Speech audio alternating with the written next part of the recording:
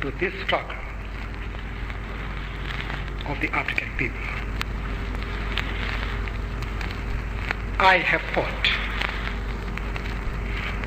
against white domination,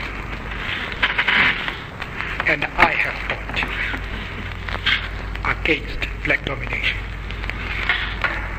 I have cherished the idea of a democratic and free society in which all persons will live together in harmony and with equal opportunities.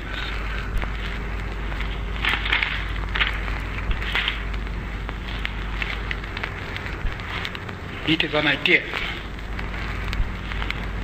for which I hope to live for and to see realized. But my Lord, if it needs be, that famous speech that was given by Nelson Mandela during the Rivonia trial, and those were the words that absolutely echo into the history books of South Africa and still do echo with us today. I mean, if you think about it, those words, they were so powerful. In fact, you always were told in the storybooks that they never ever wanted him to say, "It's an ideal for which I am prepared to die." I think that was quite it was something that really just showed how passionate our former President Nelson Mandela was about the freedom of South Africa, because they were standing trial with the death penalty hanging over their head.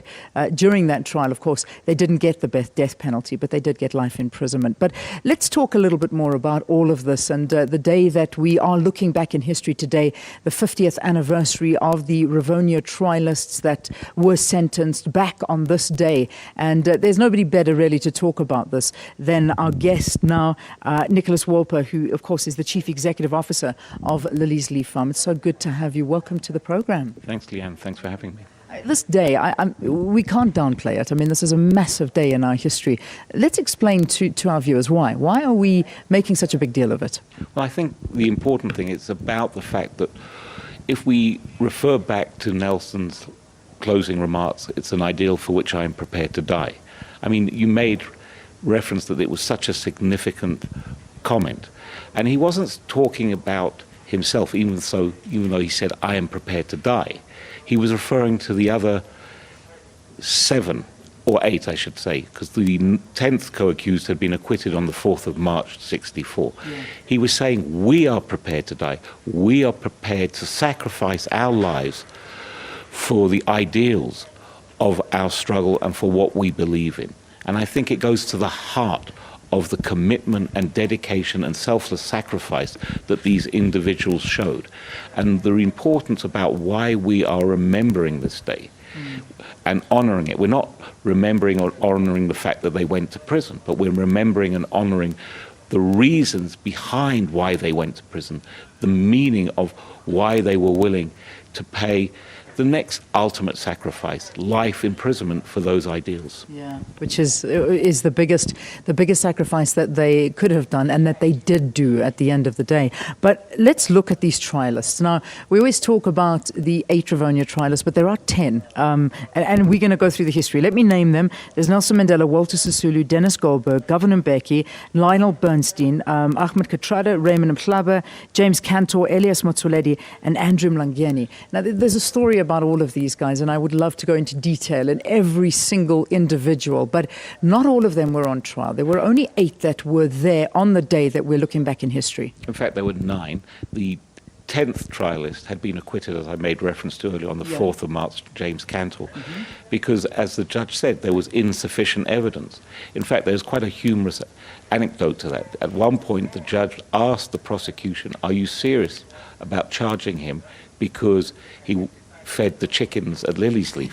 And George Bezos recounts that story in a very humorous fashion. So effectively, James Cantor was charged for 2 reasons. One being the brother-in-law of Harold Wolpe, and secondly that he was at Liliesleaf the day after the raid to pick up the Goldreich children, but while he was there he decided that the chickens needed being fed.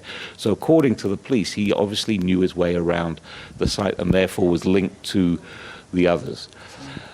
The other 9 were actively involved. I mean, they were key members and had played a key role in the movement and in the move to armed struggle. Yeah. And there was evidence. I mean, except for Elias Mozzoledi and Andrew, because they weren't arrested at Liliesleaf. They had been arrested earlier in June of that year and were brought to the Rivonia trial. So there wasn't as much evidence at the farm that would link them specifically to the activities of the armed struggle. I mean, Nelson, as we all remember, was already serving a 5-year sentence. And the fact of the matter was they found his documents, his diary, and other written documents in the coal shed, which enabled the apartheid authorities to bring him as accused number 1 to the trial. I mean, Dennis Goldberg, Andrew Ahmed Kathadra, Rusty Bernstein, Gavin Mbeki, Raymond Mashlaba were arrested at the farm on the 11th of July 1963. Yeah, and it's unbelievable. We stand here it's almost a year later, and I remember broadcasting from Liliesleaf with you, talking about this exact moment. And I mean, Liliesleaf still being a very, very huge part of our history. If we look back at this Rivonia trial, and let's kind of wrap up the conversation, what did it do in global history? What has this event done for South Africa? Well, I think the first and most fundamental importance was that it provided a platform for the Rivonia trialists to put their case to the world in an unfettered, uncensored fashion. As Rusty Bernstein said, this was the ideal opportunity for them to present that case of why they moved to armed struggle, what the essence, meaning of the struggle was about, and do it in a way that would not be tinged or altered or blacked out. So the trial provided that platform, and the defense team had a problem. As Joel Joffe in his book wrote in The State versus Nelson Mandela, the problem was that the case was going to be argued not on the normal merits of a case of not guilty and trying to prove, but on a political basis to argue. And they created that slight problem for them in terms of how to handle the case. Yeah. Very quickly, you brought with the medallions here. Now, these are the Liliesleaf Rivonia 10. They were launched 2 days ago, the gold medallions, just to try and remember exactly what this day was all about. Just tell us about these medallions and how it works. There we go. We've got them on screen now.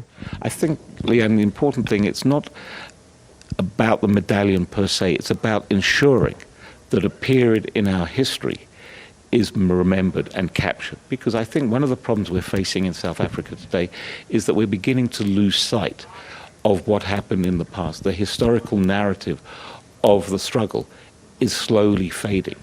And it's about capturing it in any way possible, in any shape or form. And the aim of the coin series that we launched actually back in 2012 is to immortalize these periods, but at the same time ensure that there is a narrative that goes along with it to explain the meaning behind what these coins symbolize and what the aim and the objectives of the coin are. And this coin, which we launched, as you mentioned earlier, 2 days ago, is to mark and commemorate the Rivonia 10 and what they symbolized and stood for.